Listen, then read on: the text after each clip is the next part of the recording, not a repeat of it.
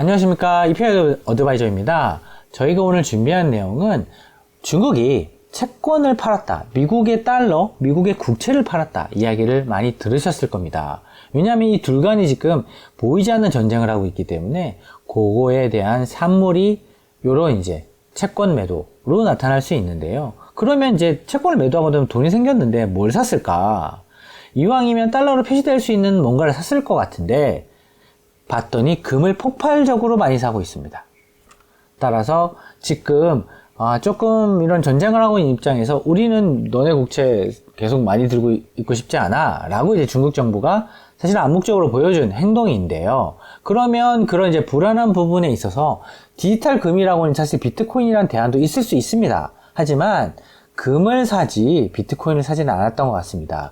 왜냐하면 금은 지금 신고가를 갔고요. 비트코인은 정고점을 아직 가지도 못했습니다. 따라서 이런 수급적인 측면에서는 분명히 금시장에 중국이 영향을 주고 있구나 라는 부분을 확인할 수 있는데요. 문제는 중국 정부가 채권을 파는 것 행동 자체가 자기 전체 경제에 있어 가지고 좀 좋은 타이밍이나 액션은 아니었던 것 같다라는 부분입니다. 왜냐하면 화폐 경기 측면에서 일단 물론 이제 채권을 파는 시점 때문에 이제 손절이 된 거죠. 채권 손실이 발생한 거잖아요. 금리가 올라가는 구간에 팔다 보니까. 물론 자기가 많이 팔아서 금리가 올라간 부분도 있습니다. 수급에 영향을 분명히 줬을 거기 때문에. 그리고 반대 또 다른 부분이 또 화폐 위안화가 있습니다. 그러면 이렇게 좀 상황이 안 좋고 중국 경기가 나빠지고 코로나 이슈라든지 이런 부분 때문에 안 좋다고 하게 되면 사실 위안화 가치가 떨어져야 되는데요. 이렇게 달러를 많이 팔아 제끼다 보니까 위안화 가치가 많이 떨어지지는 않습니다. 화폐를 방어한 셈이 된 거죠. 위안화 가치를. 중국 정부가 그걸 원하는 것 같기도 하고요. 근데 이렇게 위안화 가치가 자연스럽게 떨어졌다고 한다면 당연히 중국이 세계의 공장이라는 별명이 있지 않습니까? 이렇게 수출 경기가 살아날 수 있는 그런 힌트를 제공했을 텐데 이마저도 포기한 셈이 되었습니다.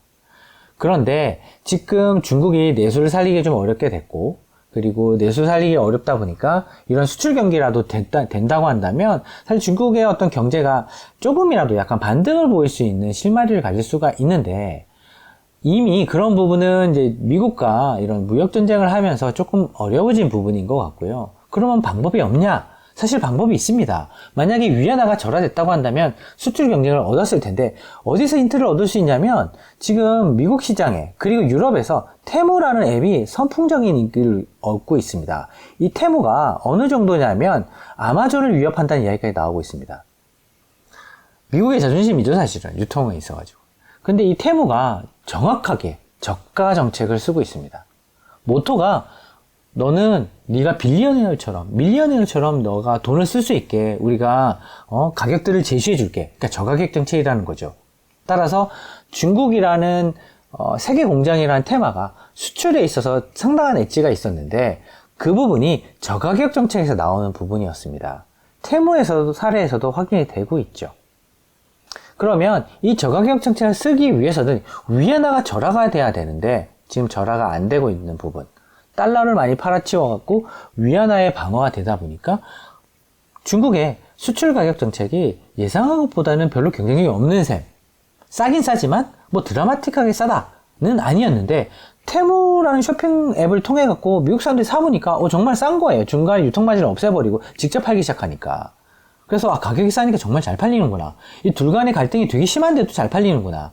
지금 사실 첨예하게 대립하고 있는 것은 디지털, IT 쪽이거든요. 소프트웨어 쪽이고. 그러다 보니까 일반적인 공산품이나 이런 실물 상품 같은 경우는 얼마든지 중국의 입장에서 수출로서 사실 활로를 뚫을 수가 있는데 위안화 가치를 유지함에 따라서 중국은 그런 부분이 요원한 상황입니다.